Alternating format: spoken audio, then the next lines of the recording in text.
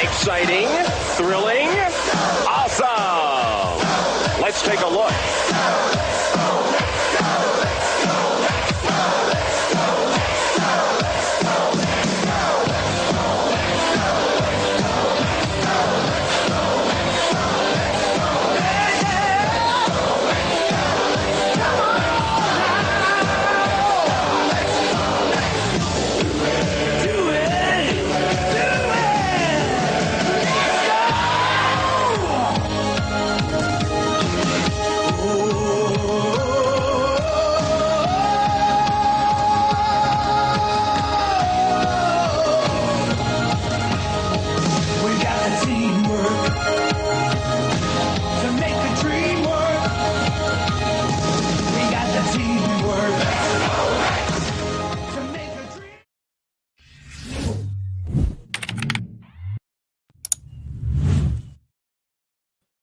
What's up, Mets fans? Welcome back to Talking Mets at Rob with the first of the spring training season. Mets Spring Training Talk live right here on the channel. Hopefully, everybody is doing okay today. If you're in New York or in the tri-state area, get ready for a little bit more snow, and I get to dig out my car a little bit more, which is always fun around this time. No, it's not, but 1 week from now, I will be in Port St. Lucie, Florida, along with Grant, who is in the chat right now. We are going to be having a ball in Port St. Lucie. And if you look at the weather over there, it's in the high 70s, low 80s. Exactly what the hell you want to get away from what I'm dealing with, it with 30-plus degree weather. And, of course, on Sunday is the Stadium Series, the outdoor game at MetLife Stadium, the Rangers and Islanders. I just wanted to bring that up for a second. I am going to that game, and I'm going to freeze my ass off at 3 p.m. on Sunday to watch the Rangers and Islanders in MetLife Stadium in Jersey. And I'm going with a couple of coworkers, and I got to get them into that hockey vibe a little bit because they're not really hockey fans. But I told them, once you go to a game, even though it's an outdoor game, it's going to be a lot of fun. So I got them into that. So I'm going with 5 other people from my job, and it's going to be a lot of fun. I just got my alternate Kreider jersey / hoodie that I'm ready to rock on Sunday. But what is more important right now, and that is baseball is upon us. Springtime is coming oh so close, and we got a lot to talk about. As we've seen the last couple of days, players have been interviewing, players have been showing up, players have been working out, and there's a lot to talk about, especially the first 2 topics, because they're very important to talk about because of the fact of there was talk right away out of spring training after the full squad workout about the competition at third base. And there's more of a competition at third base than we originally thought a couple of days ago. When me and Chris spoke about the roster projections, we were assuming Vientos DH, Beatty is the third baseman, and there's not much competition for that spot because it kind of puts the roster in peril a little bit if Vientos wins that third base job. But what Lindor had to say yesterday was even more interesting. It should be exciting to Met fans because of the fact that we kind of think this roster is done. But hold on. Not what Lindor have to say. And we'll get into that. We'll talk more about the bullpen spots because that is probably the main focus of 2, maybe 3 spots could be potentially available for a lot of these relievers that are spring training invites, that are on minor league contracts, or guys that are on the fringe of not making their opening day roster, like a Drew Smith, which is very interesting, or a Tonkin, or a Bickford. That's something that we have to look at going forward. And Williams and Acuna, there's been a report from Mike Puma and multiple reports out of spring training about those 2 guys and where they're going to play during this spring training period over the next month and a half, and what it could be potentially going forward into the season and how close these guys actually are from the major league team. All right, guys, so make sure you hit on that like button, guys. And if you're a new subscriber of the channel, say what's up in the chat. You will get a shout out. Again, I put a little bit in a different background. I got a little bit of Mr. Met, a little bit in the side background there with some sunglasses, a little bit of transparent type of Mr. Met, Port St. Lucie Fire, a couple of palm trees. I did a little bit different to the background there, so you get a little bit of that spring training vibe going forward. Again, spring training talk will be a couple of days a week. When there's more news that comes out, more will pop up during this live stream. Obviously, I'm going to have guests, Chris Nelson Hayden from the Mets Roundtable podcast as well. And of course, I'm going to throw in some other guests throughout spring training as well. Obviously, Chris talked about doing a Mets content creator live stream, just like an all-day extravaganza where people will just show up on the stream throughout the entire day. It'll be on all the channels as well, so everybody can tune in. We'll try to do that for a long stretch of a day. It's going to be very hard because a lot of people have different schedules, but we are going to really work hard on that to at least get the majority of Mets content creators in on a stream, at least prior to opening day, so we can get everybody's thoughts, opinions, vibes, and of course, the most important thing, our record projections going into opening day. So let's start at the battle at third base. We know the battle at third base is between Brett Beatty and Mark Vientos. I said this in the roster projections live stream that the New York Mets need to have some competition on their roster going into spring training because of the fact that last year, I think it was an absolute disgrace. Chris brought up Almonte last year, who was just raking in spring training, didn't make the team. Brett Beatty was way better, just outstanding in spring training at third base with the bat, yet they sent him to the minor leagues and let Escobar just take the job right from under him at third base. So there was a lot of guys that deserved to make the major league roster in 2023 that was basically thrown into the minor league, into AAA, and that was just it. They had the veterans fail. They had Escobar playing bad the entire month of April, and that was a problem. Then you had a couple of guys that deserved to probably even make a bench spot, did not make the team. And that was unfortunate as well. And I think it was just a bad vibe going into the season. Even though the Mets had a pretty good April and a decent first half of May, it trended downhill rather quickly towards the end of May. And obviously, the debacle that was June, that you can't even call it a June swoon. It was more like a June tsunami. Like, that's how bad June was. So the battle at third base is only going to benefit both of these players because competition is always good. And it's only going to put some more effort, even though I think these guys are putting in a ton of effort, as we'll talk about in a little bit. When it comes to Brett Beatty, when it comes to Mark Vientos, these guys have been working out all over the place. They've been working hard on their game, their defensive capabilities, with the bats and everything like that. It is so important that they get this working because let's be honest, guys, there's a big possibility that Brett Beatty and Mark Vientos are not on this team in 2025 and might not even be in this organization in 2025 based on offseason trades, deadline trades, or even, during the offseason of next year, they might be gone. They might be gone. So this is a show me type of season for these guys. And it would be bad for the Mets organization and that player if both of these guys or even one of these guys don't show any improvement in spring training. And then the Mets have a real problem on their hands. So the battle at third base, we do believe that Brett Beatty has the nod going into the season as the third baseman. I mean, that's just common sense. Brett Beatty should be the starting third baseman going into spring training.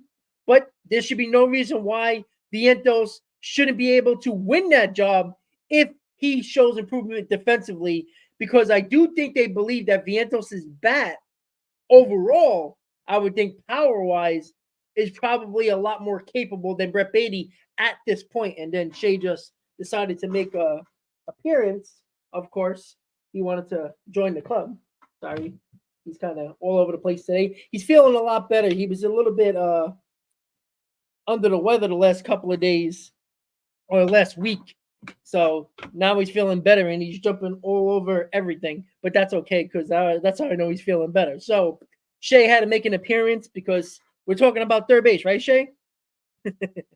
So that's the most important thing right now is Brett Beatty does have the position right now, but it can be easily won by Vientos depending on, and listen, best case scenario, both of these guys perform great in spring training, defensively, offensively, and then Brett Beatty will be a third baseman, Vientos will be a DH, and when we go into the season on opening day against the Brewers at Citi Field, and we are good to go in 2024. But Francisco Lindor had a lot to say in his interview yesterday in regards to the expectations of this team, where he says it doesn't matter what people think expectation-wise, because he even brought it up, and we brought it up many times as well during the Mets hot stoves through the offseason. It does not matter what the outside expectation is. The belief inside the clubhouse is what matters, because ultimately they're the guys on the field between the lines, right? He brought up the Arizona Diamondbacks.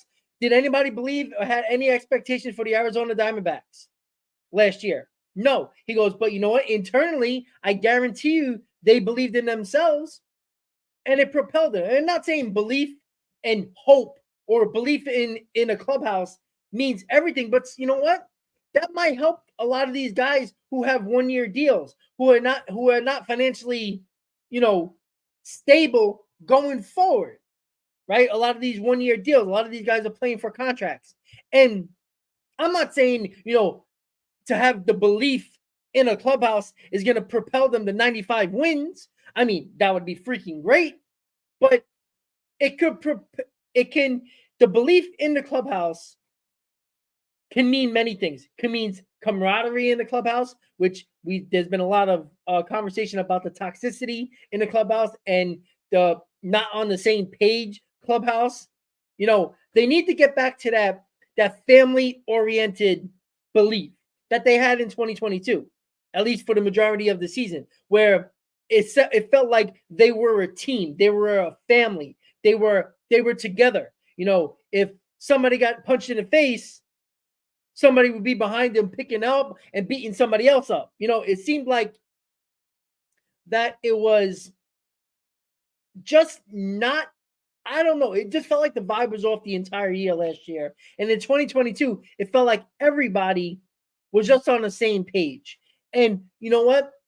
If you listen back to 2023 in spring training, there seemed to be a lot of shell shock vibes from this team, from what happened, from losing the division in September to losing in the wild card against the Padres and basically going away quiet in 2023. It just felt like going into the 2023 spring training with the Diaz injury, it felt like their confidence, their mojo that they had in 2022, it was just not there. They weren't talking confident to the media. It didn't seem like they were just all in. It just felt like a different vibe. And everybody felt that. Even though there was still a ton of talent on the team, you just felt there was something off. And it ended up coming to fruition. Now, they can believe all they want. They still have to prove it on the field. But it's nice to have that mentality of, they believe in themselves and don't care about the outside expectation. Excuse me.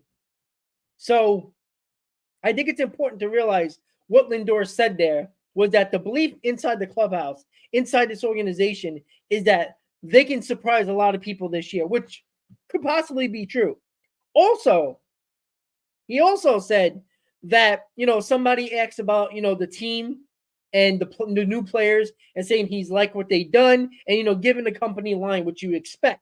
But what a lot of people brought to the attention and opened up a lot of eyes was he says, well, he keeps hearing and his conversations with David Stearns that he believes that the Mets are still going to bring in one or two pieces. And that shocked a lot of people because a lot of people think they are done. And that this is not coming from a reporter of an Andy Martino, John Heyman, Joel Sherman, pick your poison of reporters. He actually said from a player's mouth that his conversations with David Stearns and what he's hearing around the facilities, around people that are in the know, that are making these moves, that he believes the Mets are going to make one or two more pieces or bring in one or two more pieces to this team. And that opens up a lot of eyeballs because we've heard about the Eddie Rosario, the Brandon Belts, the JD Martinez. But what if, and this is what I'm going to go back to, and I know this is probably going to be a long shot, but hey, you never know. Jordan Montgomery has been waiting for the Texas Rangers to get their TV deal so we can sign with them. That's been the known expectation with Jordan Montgomery. The Texas Rangers came out and said they're not spending any more money. They're done this offseason. So I wonder if the Mets are still in and waiting for the right moment to jump on Jordan Montgomery. And this might be the right time to do that. And Grant, who's in the chat, we brought this up when we were messaging each other, that if the Mets jump on this Montgomery situation, that puts Adrian Hauser as the long man in your bullpen, which he did with Milwaukee. And now this rotation looks a hell of a lot more better that you got Senga, Montgomery, Quintana, Severino, and that's basically your top five. Now, in Mania and Severino, that's a hell of a lot better 1, 2, 3 than what we have at the current moment. And I think that's also very important to realize that I don't think the Mets are out on Montgomery at all. I think they really probably were thinking about Montgomery, but because of the asking price early on in the offseason was outrageously close to $200 million, which, let's be honest, Montgomery can pitch in New York. We know that. He was one of the better pitchers in the playoffs for the Texas Rangers and in the playoffs in general overall last year. He's been proven, he's clutch, and he's only getting better in his prime. And I do think that the Mets are paying close attention to this lack of market from Jordan Montgomery. Like, I think you can get him on 50 cents on the dollar at this point now. And that is a huge situation because this is not a situation of Blake Snell where you probably have to give him $200 million. With Jordan Montgomery, he's not going to just help you this season. He's going to help you for years to come. And that's the important thing to look at. Now, I think more likely a bat is more likely to happen, and you can pick your bat. Obviously, a lot of people would like JD Martinez, but you can't really go wrong with Eddie Rosario, Brandon Belt option as well, considering the fact of what the Mets need. Signed Soler. Soler is signed with the Giants, so he's done. That's not going to happen. I agree, explosive. That's why I'm saying, because of the fact that Francisco Lindor basically said this is not coming from a reporter from his sources. This is a player speaking to his boss in Stearns and hearing around the facility that the Mets aren't done. The Mets are that he's been hearing that they're still trying to get one or two more pieces. You know, there's not a lot of pieces out there. So you can speculate all you want of the players, but that's who's available. And in my opinion, if the Mets get Montgomery and one of the bats on the market, doesn't matter which one, because all of them can help this lineup. Just imagine sometime next week the Mets sign Jordan Montgomery and say an Eddie Rosario. Now that puts a whole new perspective on the Mets season and projections, to be honest. That is a huge flip in roster. That means you add this bat. Now that third base competition really comes to fruition now. Because I still think you can get a ton of at-bats from Brett Beatty and Mark Vientos at third base, at DH, at first base for Vientos as well. Not, you can get a lot of at-bats for these guys. And on top of that, if it's Eddie Rosario, that'll probably knock DJ Stewart out of the 26-man roster, which I know some people might be a little upset about. But Stewart has options. So you just throw him to the minor leagues and you deal with it. And you have to deal with it. When it comes to any of the bats that you sign, somebody's got to go off the bench. You ain't going to give it. You can't get rid of your backup catcher. Tyrone Taylor, I think, is probably number one off the bench for any outfield defensive replacement. And I think he's a better bat off the bench than DJ Stewart. So that's a situation there as well. And I don't think that's necessarily a bad thing. Sanders, I agree. I think next week is you're gonna see at least there's Snell, Montgomery, Rosario, Belt, and Martinez. That is the 5 main guys. I think at least 3 of them are going to be off the board the time the first spring training game hits on Saturday. So, because Lindor said that, there's not a lot of smoke there. Because, when these reporters say their sources and all that other stuff, you take it with a grain of salt. But when a player who is one of the faces of your franchise, right? He is one of your main guys in your organization. Francisco Lindor is he's not stupid. He's a very smart guy. He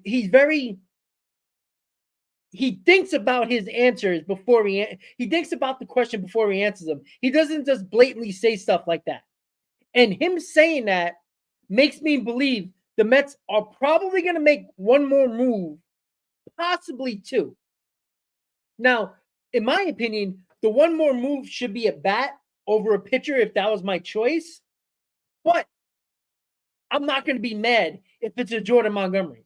If you bring in Jordan Montgomery here, this is a whole nother conversation because this is a lineup that can be sneaky good, regardless of getting another bat. Because we're not talking about an Alvarez very much in this lineup. We're not talking about Marte much about this lineup. 1 through 4 is no problem. It's very top heavy. We know that. But all you really need in this lineup is one of these guys to perform to expectation. And that's Alvarez, Marte, Vientos, or Beatty. If you get one more of those guys to offensively be better, or at least at the level that we are expecting them to be, Now, say if it's Francisco Alvarez, you're expecting 25 plus home runs, hopefully getting that average up to 240.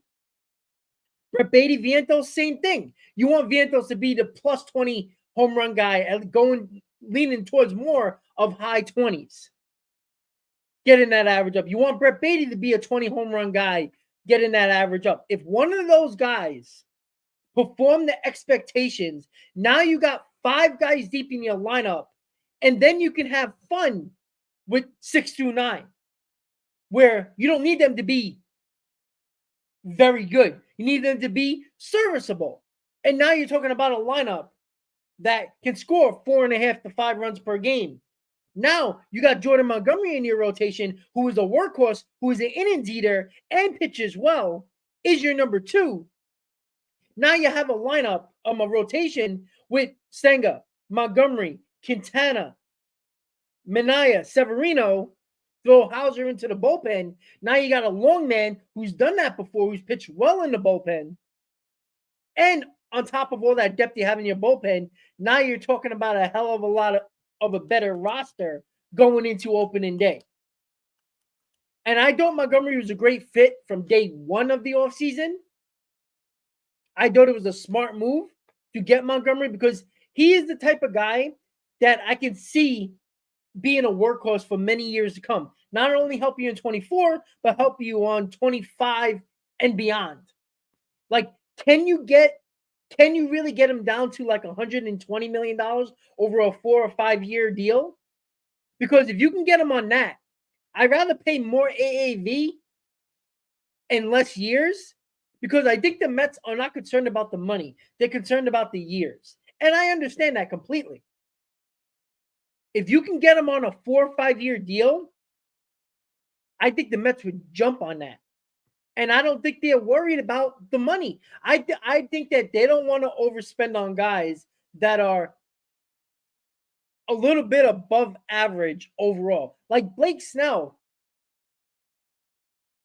He's a guy over the last 4 years who had 2 great years and 2 bad years. Jordan Montgomery, is probably a number 3, but on his if he performs like he did with the Rangers, he's probably a solid number 2. So giving these guys $200+ million or 180 and above is not exactly what I want to do for guys who are not considered aces. I know Blake Snell is considered an ace, but a lot of people are not going to feel very confident if Blake Snell is your ace. You can't, because in 4 years, he had 2 great years and 2 bad years. It's too risky. At least Jordan Montgomery has been status quo and has been a very good pitcher, where he can top out at a number 2, but he'll pitch as a number 3. I think that's fine, but not for $180, $190 million. Now, if you can get him 150 or less over 4 or 5 years, hey, I'd be really damn happy to get that. Would I rather have a bat? Yes, but I'm not going to complain about Jordan Montgomery. So Lindor's saying that he's spoke to Stearns, had conversation with Stearns, hearing around the facility that the Mets are still looking to add 1 or 2 more pieces to this team. Tells me that the Mets are not done. And I've said this for a while. They're not done, right? Everybody acts like the Mets are the only team that are putting their hands in their pocket while other teams are just spending and signing the free agents, when every team are basically doing the same thing the Mets are doing. But a lot of the teams are done. And that's where we're just not understanding and paying attention to what's going on with these 5 guys that are still on the market. The Mets aren't doing something unique here. They're doing things very similar to what the other teams are doing. But the Mets have that opportunity to jump on a player for 50 cents on the dollar here. And I've said this, and I'm going to continue to say this. I think JD Martinez is going to fall into the Mets' lap, because his teams that were looking for bats, they either got him already, and that's it, right? The Giants, who needed the bat, was potentially an option for JD Martinez. They signed Soler. Toronto was one. They signed Justin Turner about 3 weeks ago. Where is JD Martinez going? I was going through the list. There's not a lot of teams, if many at all. I would say maybe 3 at max that would sign JD Martinez. Because and that's the thing that I keep on going back to. Like, where is he going? Right? You look at the NL West. He's probably not. Oh, the NL West. Where's he going? He ain't going to Denver. He ain't going to Colorado. Right? Arizona seems like they're set with their bat. Even though it was talked about very early in the offseason that JD Martinez was talking to the Arizona Diamondbacks. Maybe that's an option. That could be going back home to where he started. That could be a possibility. But I don't know how, because since that moment, they already made a couple of signings already, and I don't know how much money they still have in that budget to sign JD Martinez. And again, I keep on talking about there's a lot of teams now that don't like guys like JD Martinez. You're going to be like, Rob, what the hell are you talking about? Look at his numbers. I agree. But a lot of the teams like guys on their roster, especially in this day and age, to have versatility. JD Martinez is not versatile at all. Now, in an emergency, could he play the field, right field, first base? Yeah. But consistently, no. He is a DH by trade. That's all he is. So I think a lot of teams are a little shying away from JD Martinez because of the fact, including the Mets, by the way, if he doesn't hit, he takes up a roster spot and does not help you at all. That's the problem a lot of teams are having with JD Martinez, and why I don't think they want to give him what Justin Turner got.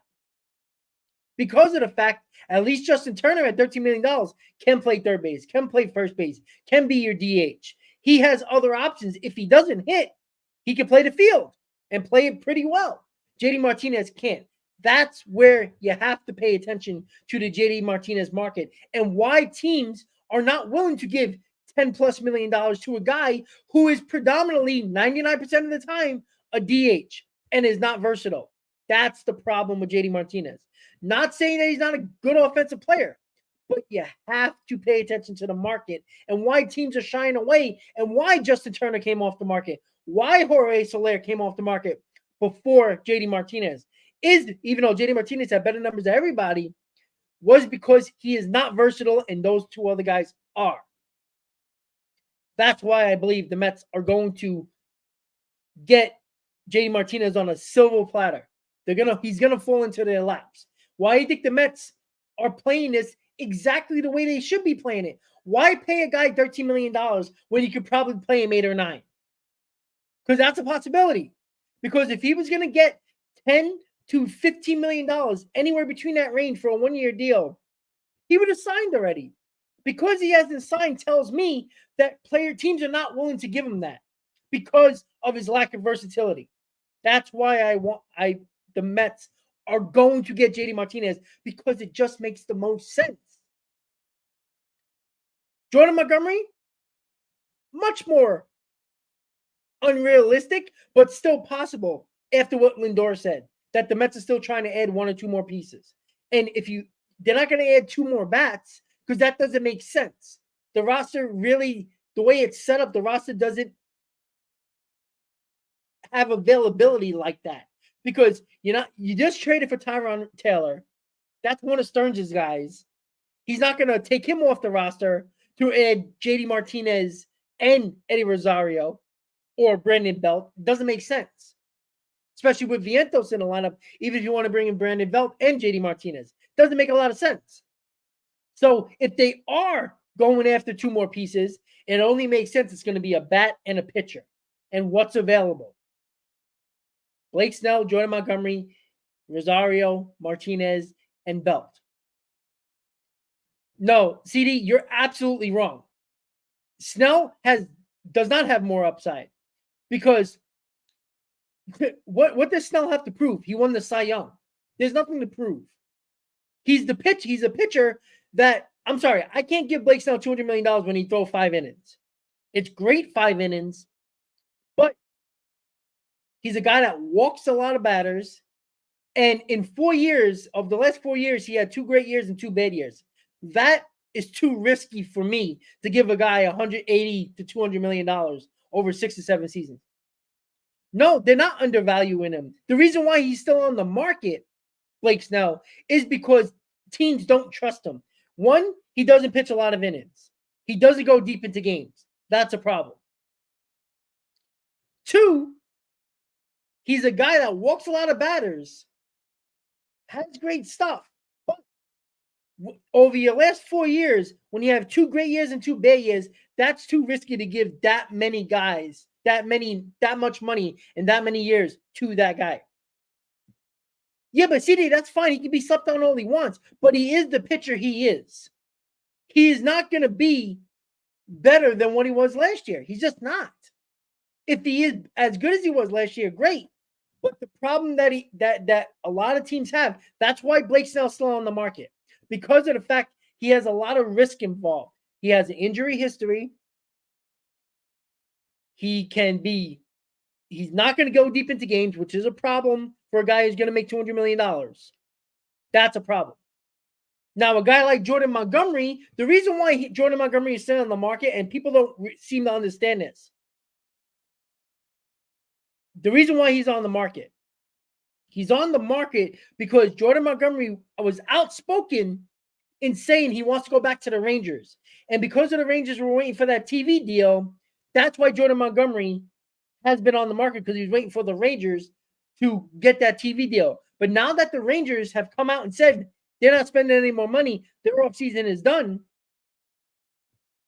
there you go. So where does Jordan Montgomery go?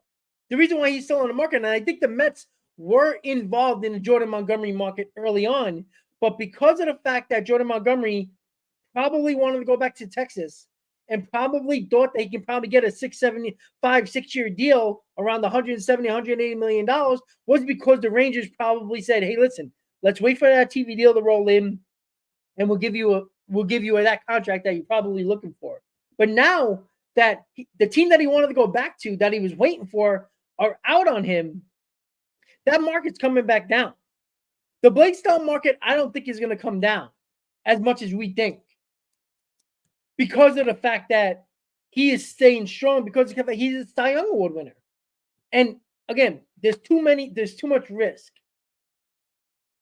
in that Snell to Montgomery. I think the better value is Jordan Montgomery, because he can pitch as high as a 2 and is definitely going to pitch as a 3 for a lot less money than what Blake Snell is going to get.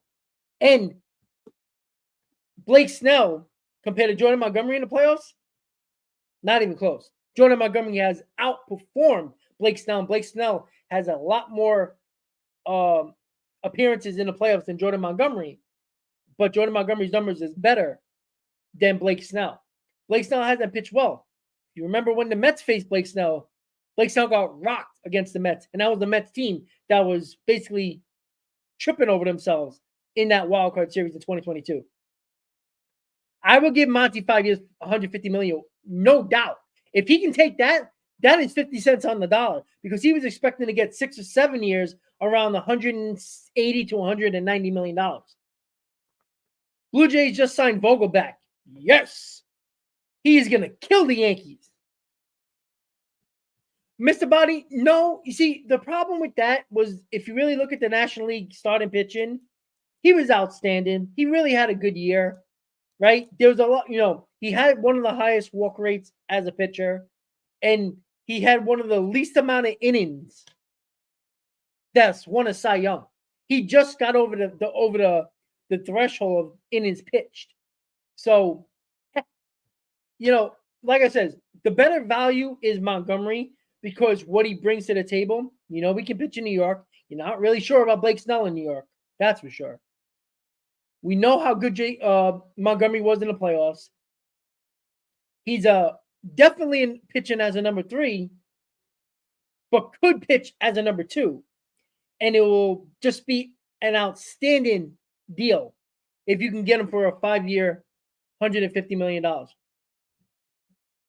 Okay, CD, I understand that, but nobody's talking about Jordan Montgomery as a Cy Young candidate. I just gave you all the problems with Blake Snell. Jordan Montgomery would give you 180 innings, no problem. Blake Snell wouldn't even come close to that. Blake Snell has a problem with walks. He is a guy that is inconsistent year by year. He'll have a bad year, he'll have a good year. He'll have a bad year, have a great year. When you want to give a guy 6 or 7 years, you want a guy to be more consistent than that. Jordan Montgomery has been more consistent over his years, over his career, than Jordan Montgomery has. Not on top of that, Blake Snell has the injury history as well.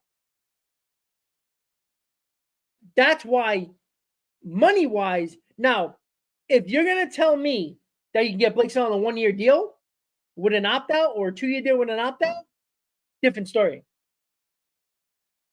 It's not about, again, CD, you're not listening, though.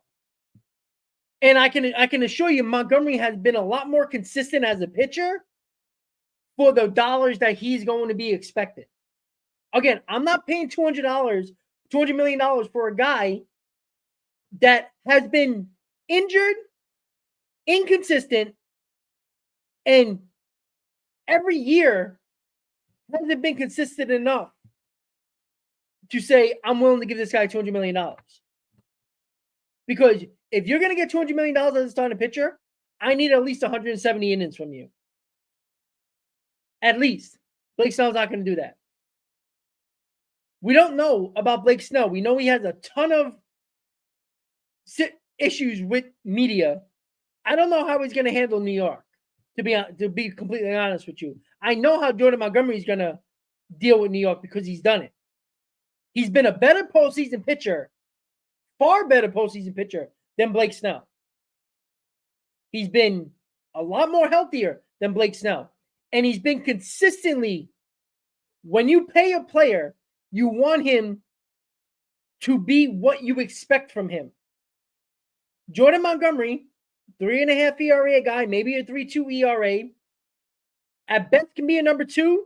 Definitely will be a number 3. You know what you're getting from Jordan Montgomery. You can't tell me that next year in 2024, Blake Snell is going to be a good pitcher. You just don't know that. Because in his last 4 years, he's been bad and been great. That's not consistency. That's a lot of risk giving a guy $200 million. I don't even think Blake Snell is going to be very good in 5 years.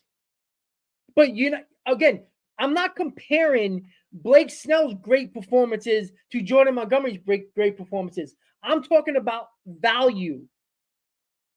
Blake Snell is more of a risk at $200 million than Jordan Montgomery is at $150 million, even if it is for the same 5 or 6 years. The fact of the matter is, I know what I'm getting for Jordan Montgomery. I don't know what I'm getting from Blake Snell, because Blake Snell could have a Cy Young season in 23 and not even be close to that in 2024, because his career has shown that inconsistency. Jordan Montgomery has not shown that inconsistency. He's been a consistent, solid pitcher in the middle of your rotation every year. I'd rather have consistency than inconsistency as a player.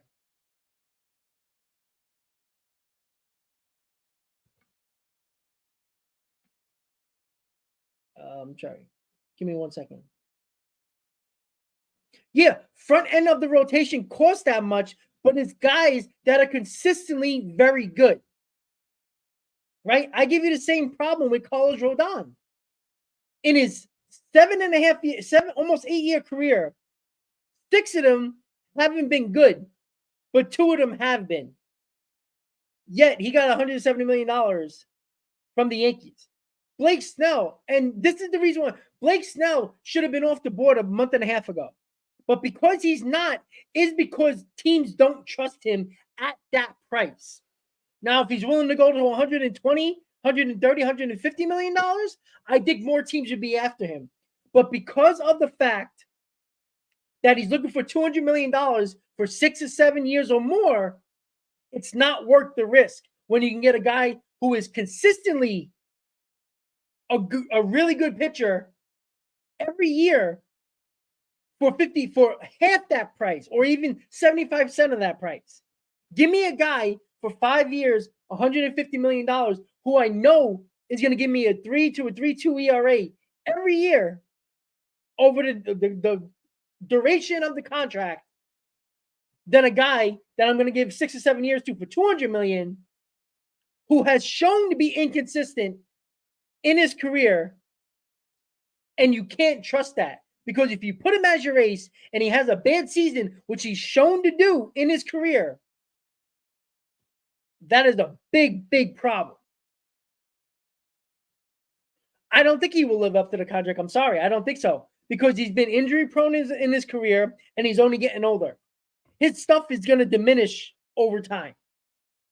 With his already high walk rate, if your pitches diminish, if your velocity and everything else diminishes over that time, but you've been consistently a high walk rate pitcher in your entire career, that runners stranded is going to turn into runners not stranded, which is going to make him a less of a pitcher. That's the problem I have with Blake Snell. I am not giving a guy $200 million who's been inconsistent and injury prone. Give me a guy for $150 million for 5 or 6 years who has been consistent throughout his career. And that's another thing, CD. The Mets have to give up a draft pick because of that qualifying offer. Jordan Montgomery, because he was traded, don't have that qualifying offer. So that's another reason why teams are shying away. Not only got to give $200 million to an inconsistent pitcher who has been injury prone, who doesn't go deep into games, you also got to give up a draft pick. With Jordan Montgomery, you get consistency and you don't have to give up a draft pick. That's why Jordan Montgomery should be a Met.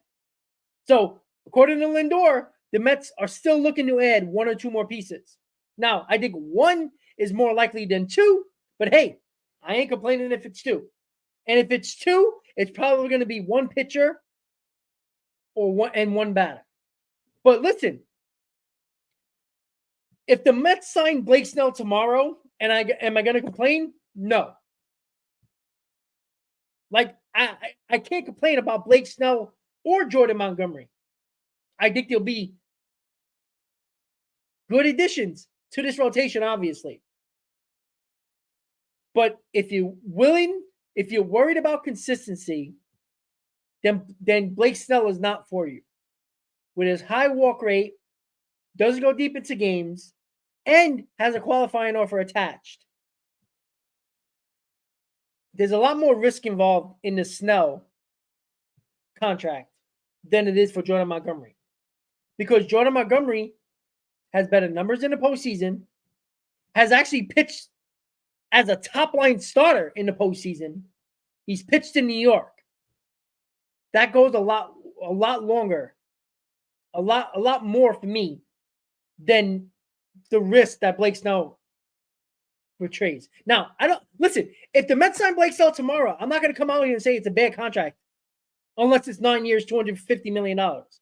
Then I'm like, oh, God. Like, you might get 2 or 3 years where you might be satisfied with what he gives you, but after that, I'm petrified of that. So, yeah, but CD, you can't say that, because how has he figured it out when 2 seasons ago he wasn't very good? He was pitching to a 3.6, 3.7 ERA for a guy who was a top-line starting pitcher who was an ace. Like, he won a Cy Young with the Rays. Then after that, he wasn't very good for a couple of years. Then won the Cy Young again. So what has he figured out?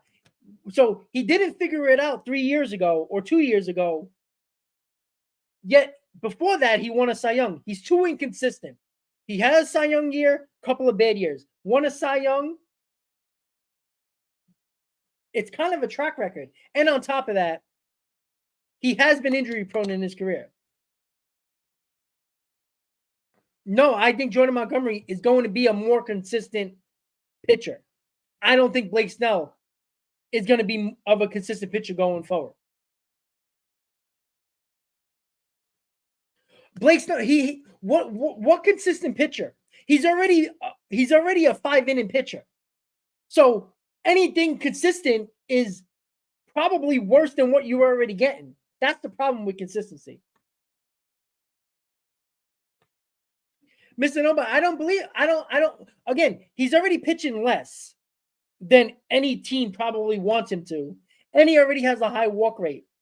With age, his velocity is going to go down, obviously, because that's what happens. Yeah, not a pitcher that throws as hard as he does. Lefty pitchers that don't throw as hard, yeah, they figure it out. So CD, you just made my point. Then why don't you sign Jordan Montgomery for less? If lefties are going to get better, sign Jordan Montgomery for less. He's going to be better then. He's going to get better. So you just proved my point. Jordan Montgomery makes more sense.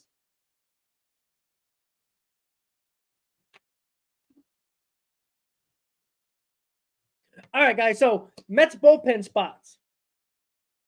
Yeah, he has more electric stuff.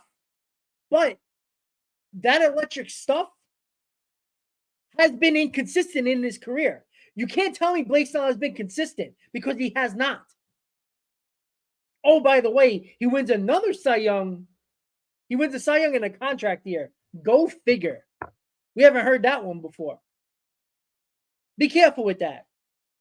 Because a lot of these pitchers have great seasons in a contract year and never pitch that close to that same pitcher again. Carlos Rodon. And I can guarantee you Blake Snell now. But can Blake Snell be a solid pitcher? Yeah. But again, I don't need him to be a solid pitcher. I need him to be what he was last year. You're not paying $200 million for a guy that can be worse off than last year. That doesn't make sense. Well, CD, you keep on telling me that Blake Snell is going to be better than Jordan Montgomery. I'm not saying Jordan Montgomery is going to be better than Blake Snell. I guarantee you he's going to be more consistent because Blake Snell relies on his high velocity fastball. How long is that velocity going to be there? Maybe 2 more years? Of course, CD, we're trying to predict, but I'd rather predict a guy given $150 million who I know is going to be consistent. He can get better. I don't think Blake Snell is going to get better. I think he's going to be at best 1 or 2 years in that contract. The first couple of years might be close to a Cy Young year, but could possibly be what he was 2 years ago, which wasn't a very good pitcher. I'm not giving $200 million to a guy that's going to have a 3.7 ERA because he's had that in his career, plus injuries. No, see, I'm not saying that. See, your problem is that if the Mets sign Jordan Montgomery, you're going to get mad. If Blake Snell signs tomorrow with the Mets, I'm not going to get mad at it, but I'm going to be concerned because of the fact that after 2 or 3 years, I don't think he's going to be very good. That's the problem. But I can't complain about any of these pitchers coming to this team. I'm not going to complain about it. I can't. I would take either as well. That's where we agree. But Blake Snell doesn't have more potential. That's the problem you keep on saying. Blake Snell's not going to get better. Jordan Montgomery can get better because he's already proven he's getting better. He's projecting getting better every single year. Blake Snell, bad year, good year. What to tell you that he's not going to have a bad year for 2 years in a row? He is a more dominant pitcher, but we're talking about money and consistency. If Blake Snell had a consistent career, say if Blake Snell had really good career and then had won a Cy Young, then I'm like, all right, you know what? Can't really complain about it because I know he's been consistent. He hasn't been. That's the problem. Now, again, this is not saying that I don't want Blake Snell. If you give me Blake Snell tomorrow, I'm not going to complain about it. But if I tell you who has been projecting to be better, it's been Jordan Montgomery. Jordan Montgomery is probably the same age as Blake Snell, to be honest with you. Let me see. Hold on. Blake Snell. No, age. Oops. Sorry. Let's see. Blake Snell is 31.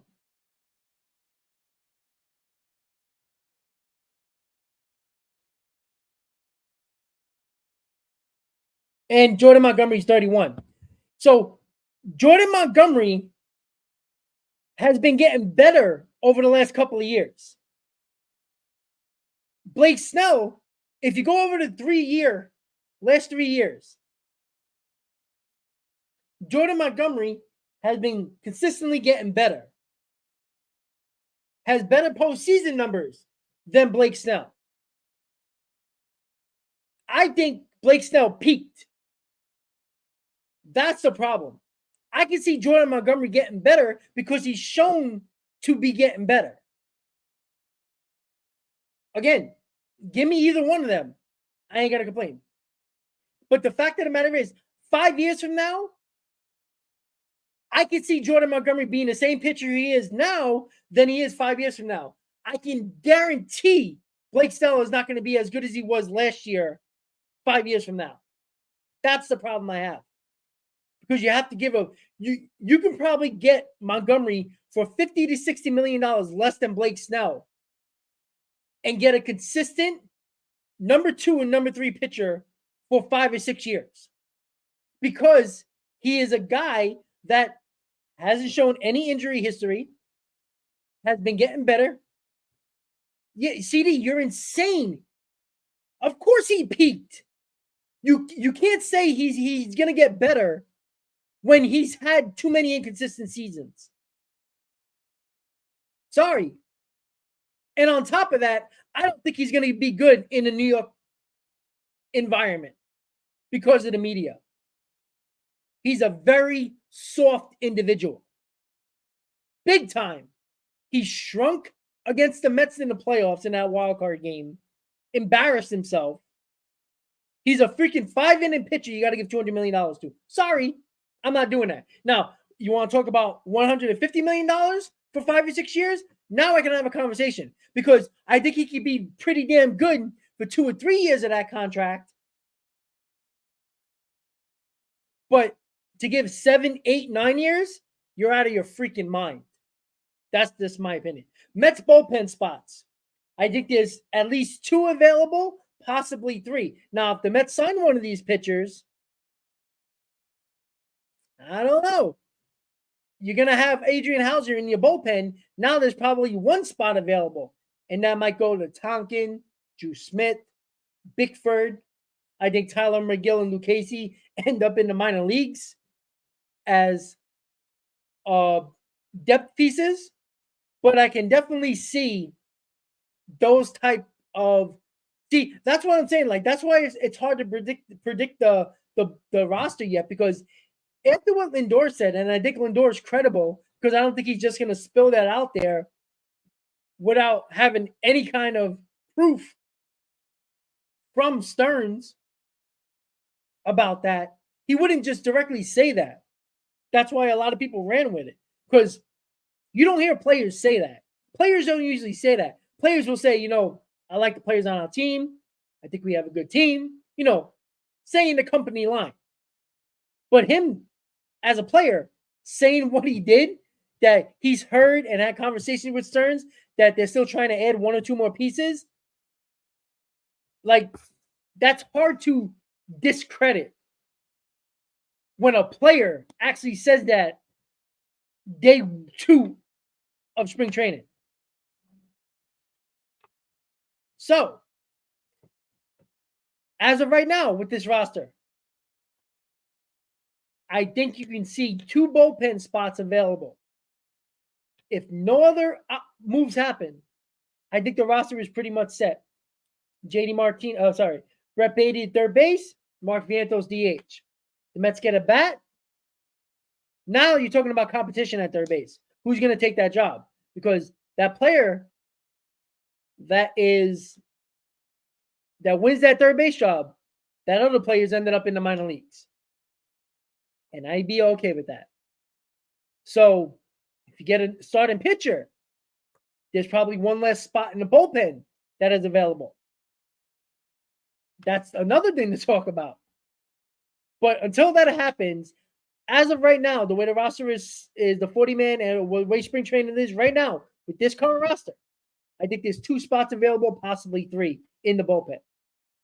All right, let's talk about our prospects to end the stream. Jet Williams. They came out today. Mike Puma reported that the Mets are going to play Jet Williams at second base and center field. I like that. I like that a lot. Luis Angel Acuna is going to be playing up the middle, playing second base and shortstop. Exactly where I thought he would be.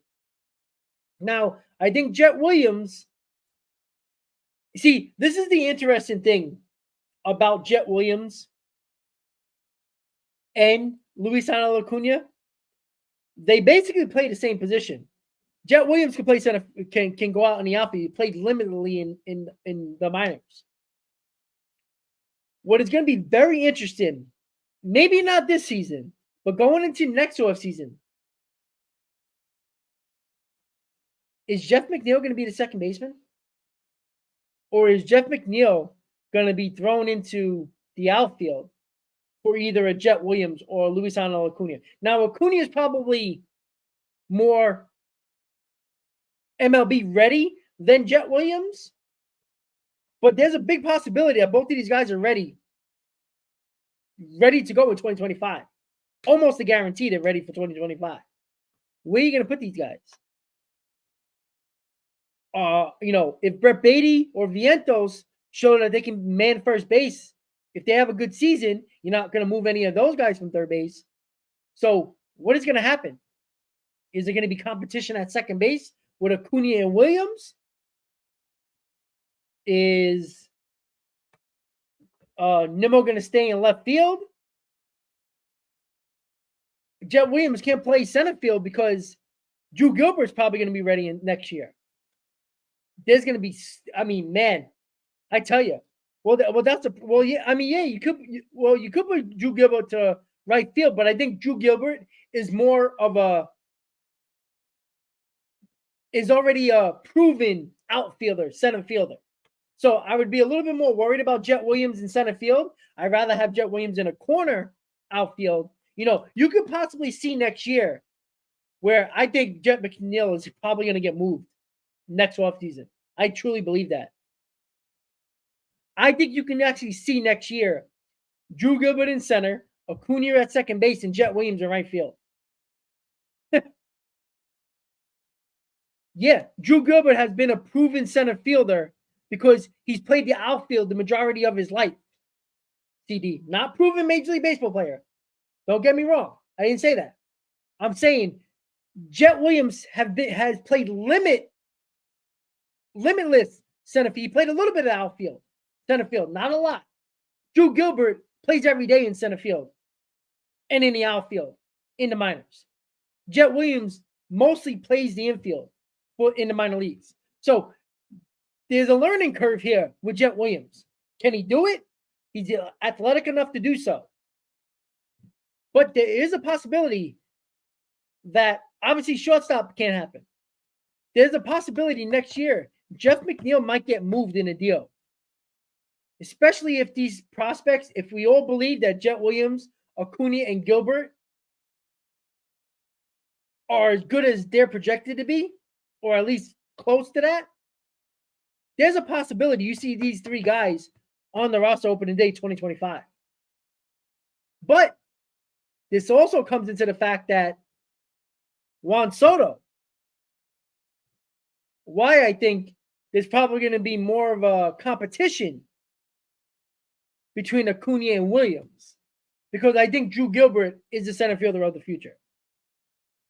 Now, obviously, nothing's a guarantee, but all projections, the way he's been running up the minor league system, Drew Gilbert could be the center fielder in 2025.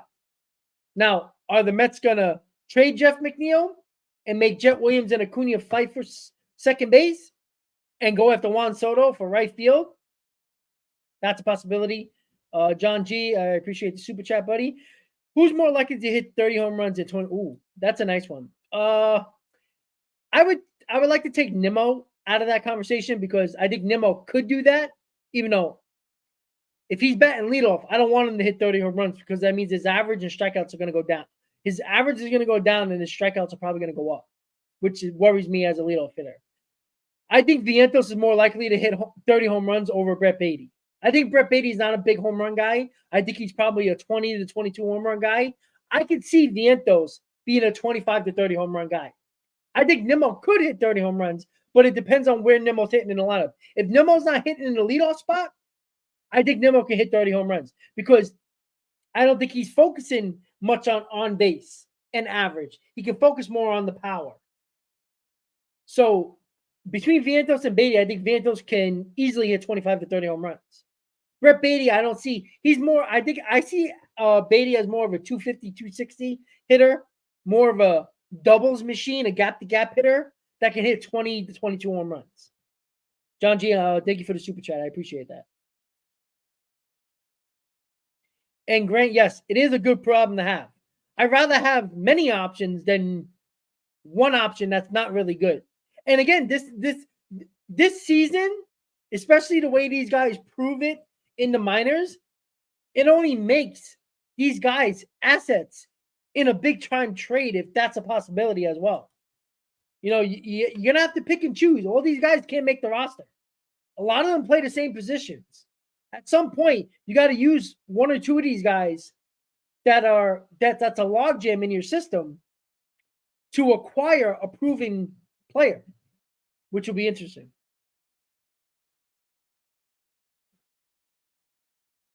Yeah, he's played all over the outfield, mostly in center field. Yeah, Joe Williams has played 21 games in center field and a ton at shortstop and second base. So that's why I'm saying that Drew Gilbert is in line to be the future center fielder. I think Jet Williams and Acuna are going to be fighting out second base. And I think whoever loses that, even though I think the Mets really like Jet Williams, Acuna could be the odd man out here.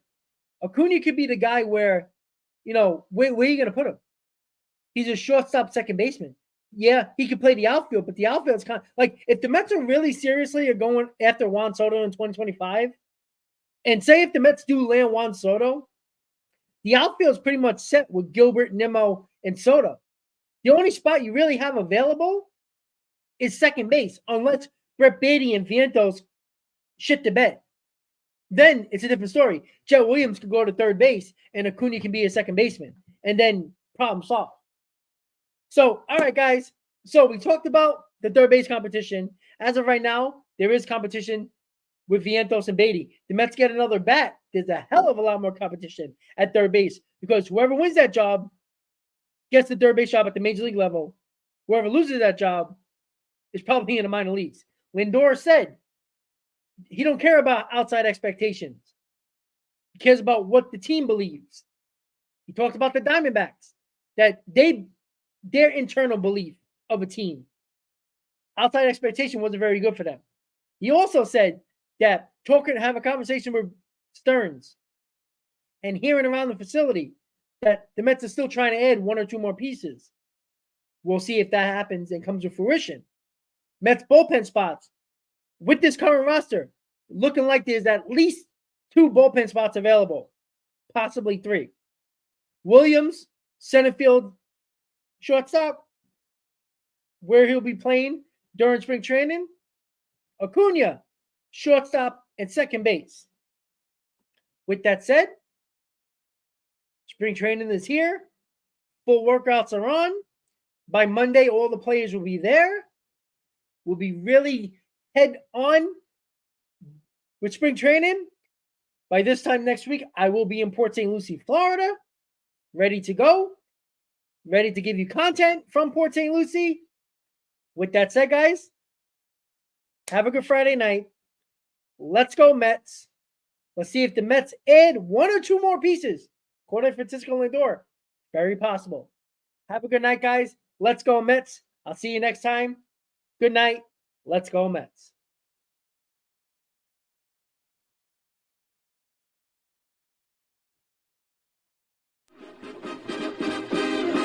Meet the Mets, meet the Mets. Step right up and greet the Mets. Bring your kiddies, bring your wife.